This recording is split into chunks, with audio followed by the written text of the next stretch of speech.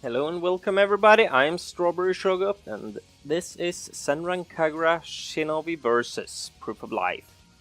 As you can see, this is not a Flashback Friday, but well, this game launched yesterday and I thought it was kind of more important to look at a new game rather than an old one, so Flashback Friday will be back next week. First things first, let's take a look at what kind of game this is. This is a... well, it's a beat-em-up arena... well, not really arena, but almost arena fighting game, or possibly spectacle fighter, I'm not quite sure on that one. All in all, you enter your missions, beat up a ton of mooks, kill a boss, advance the story, and so forth. But let's take a look at the menus of this PC port of Senran Kagura. First of all, this is a complete edition, so it includes all the DLC that has been released so far. And it also has been upgraded to run at 60 FPS. Now, let's go to the settings and take a look. We have basic sound control, separate sliders for the relevant things, always good. We have the option to invert both our vertical and horizontal camera. We have a decent amount of resolution options up to 1080p. We have windowed, borderless, and full screen. And we have English or Japanese language. Now this only affects subtitles and menus, since the audio is all in Japanese. And we have key bindings separate for keyboard, gamepad, and mouse. I am currently using a gamepad to play because, well, it's a console port, so first of all, it's clearly easier to play with a controller because it's built for a controller. And secondly, I have a controller. The actual keyboard and mouse controls, to me, look horrifying. There are just so many weird key bindings. Now, let's get into the game, shall we? Now, let's take a look at the actual in-game menu. This is, well, this is your basic menu area where you can either walk around to access the different things such as the library or the dressing room, missions, and so forth, or you can just open this menu. We have following options. We have the missions, which are the, well, missions. You can do the story, you can do the character-specific missions, or you can do training. We have the dojo, which is for online play. We have the dressing room, where you, well, select outfits for your character.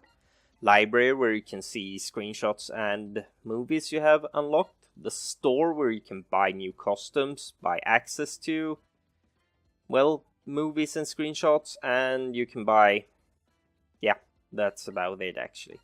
Characters, where you select your character. Now, for each mission you still select your character, but here you can select which character you're walking around with in this area.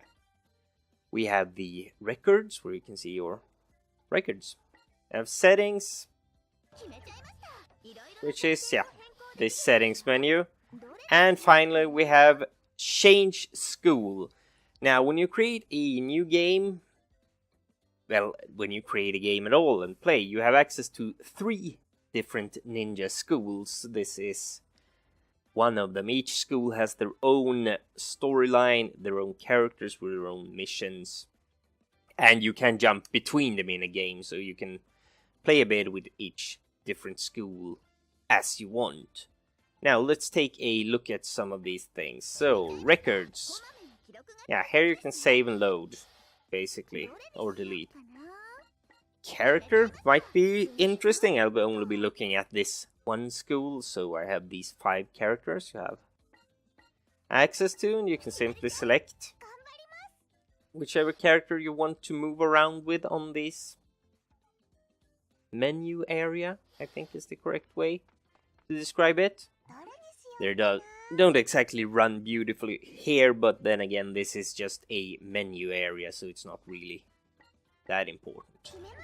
Let's look at the store, because you will be spending some time here. You can either go to items, where you can buy regular uniforms. They're shinobi uniforms, which are used after shinobi transformation. Lingerie, which is used in frantic mode, or if your cloak gets damaged enough. You have accessories. I mean, who doesn't want a rabbit tail or some dog ears? You can buy access to pictures that you have unlocked. And you can buy access to music tracks for the game. Other than that, we also have the lingerie lottery, where you can spend money, a minimum of 100, to have a chance of unlocking new lingerie. Now, as you can see, I've unlocked 17 out of the 98, and you may get something you already have, in which case it will be sold for a pitiful amount of cash. Other than that, we have the, as I said, the library. Let's look at the library. Here you can see the access to screenshots, videos, music, voices, and you can see your score. Then we have the dressing room. I mean, this is a Barbie game, I was almost about to say, but yeah. You can select which girl you want to check, and then you can also select their different clothes. So you have the uniforms. As you buy more, you get access to more too. Let's use that one. Yeah, their shinobi uniform, so when you use your ninja transformation, this is what they will wear. Doesn't always make much sense, but still. Then you have lingerie, and, well, so far, 2 hairstyles. I'm not sure there are anymore, but I kinda assume there might be. And, yeah, that's more or less it. Oh yeah, the accessories too, they exist, of course. You can only have one accessory equipped, so you might have for head, or you could use a face accessory instead. Body or arms. Legs, yeah. Well, that's more or less the dressing room, which you might want to spend more or less time on depending on how interested you are in that place. That place, those things, yeah. And how your character looks as such. With that, I think we have covered most of the non-gameplay parts of the game. We might want to discuss the actual story a bit. I mean, the game has a story, but since this is one of multiple Senran Kagura games, and well, there's also an anime, and there are different series. I do believe this is a spin-off series, in fact. So it doesn't make perfect sense if this is the only game you have, which it is for me, since I prefer to play my games on the PC. But you can still follow what's going on, even if the backstory and such doesn't always make perfect, or in fact any sense at all. But at least, yeah, it works fine, and I mean, yeah, there are some silly things, but it's an anime game, and it's quite clear that the focus isn't exactly on the story. It's certain other things that are a bit more interesting. Now, this is the school select screen. As I said, I'm currently running the Hanzo Academy, but as you can see, you can jump to either one. And also, once you have finished the story, you will unlock a 4th school, so yet another piece of story will become accessible. There is also a code to unlock this right from the beginning, but, well, I like playing games, so I haven't actually done that yet. Now, with that said, let's take a look at some gameplay. Now the game has 3 types of missions, or it will be more correct to say 2 types of missions, since one of them is practice mode. The other 2 are personal story mode, which is a series of missions specific for the character in question, and the other is the main story, which is specific for the school, and you play specific characters in each mission of that campaign, although once you have completed a mission you can go back and play it with any character. Generally each mission has a prelude scene, as we can see here.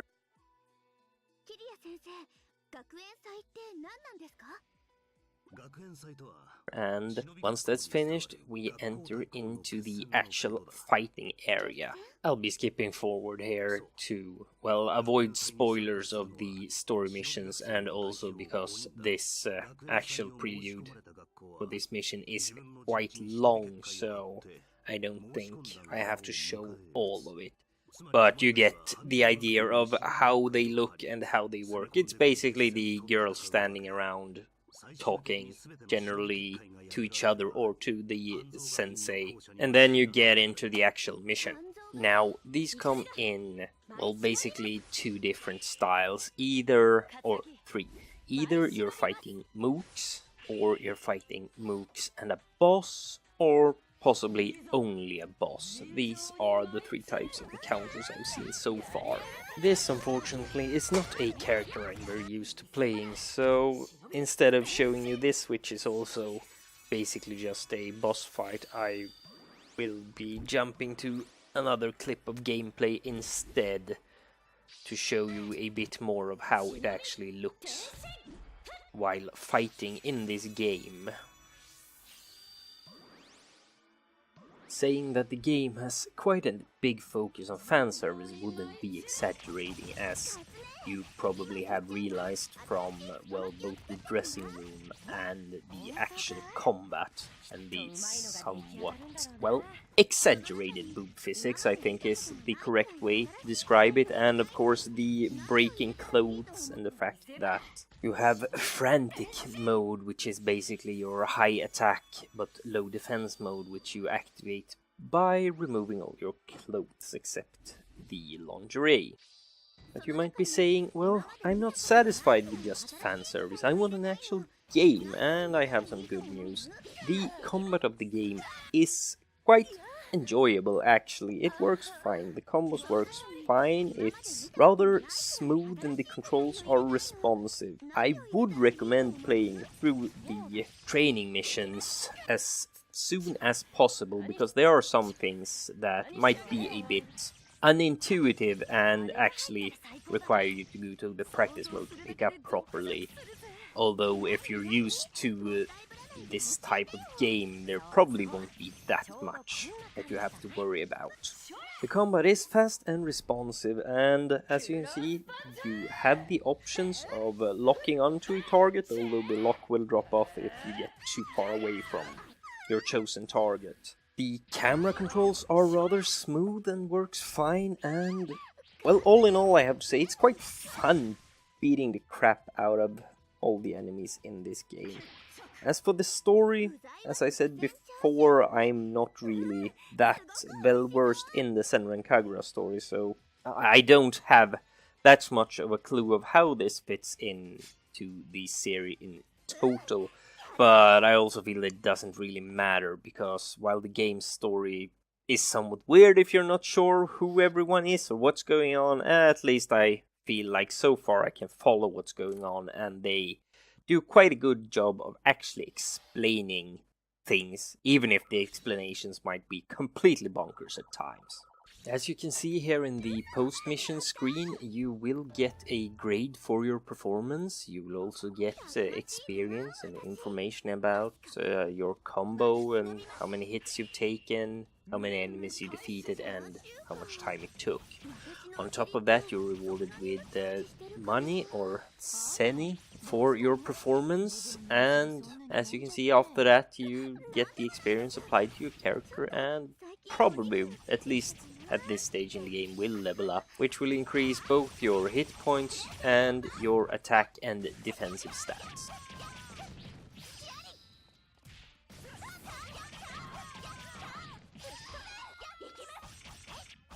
Now, when selecting mission, you can also select which character you're going to use if it is a mission you've completed before, and you can select difficulty and set it to hard mode if you find the regular difficulty too easy. I'll be showing a bit of the first tutorial mission on hard mode here.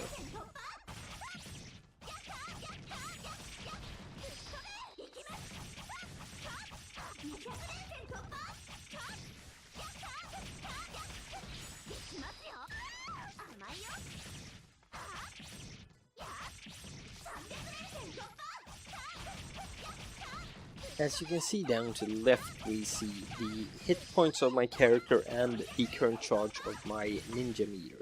Below that you see a number of scrolls, which are the charges of my ninja mode meter I actually have built up. So I could use one of them to enter my ninja mode, and in ninja mode I can use the scrolls to activate special attacks. As you level up, the scrolls you have access to will increase, and as you can see, the game also has a combo meter. You can see to the right here, and yeah, the difference between normal mode and hard mode is quite apparent if you have played this mission on normal mode, because well, in normal mode, once the combo meter hit 500, the entire mission was completed.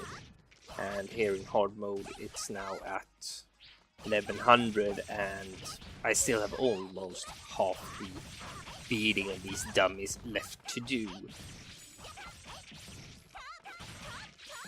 The actual moves you have in combat are quite simple, or the controls are quite simple. You have one button for a weak attack, one button for a strong attack, one jump button and one dash button. You can hold your strong attack to do a block breaking attack, and you also have a block button, as you might have deduced from that comment. Now once you start blocking, you block from all directions, but bosses can break through your actual block. And as you saw there, once you hit an enemy up into the air, you can do a follow-up to get quite a nice combo off on them while they are airborne. Other than that, yeah, there wasn't that much more to say about this actual mission. The grade of missions are from F to A, where F is a failure and A is the highest possible grade you can get.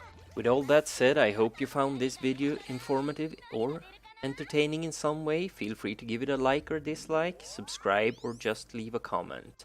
Here is some lingerie lottery, and I hope to see you next time.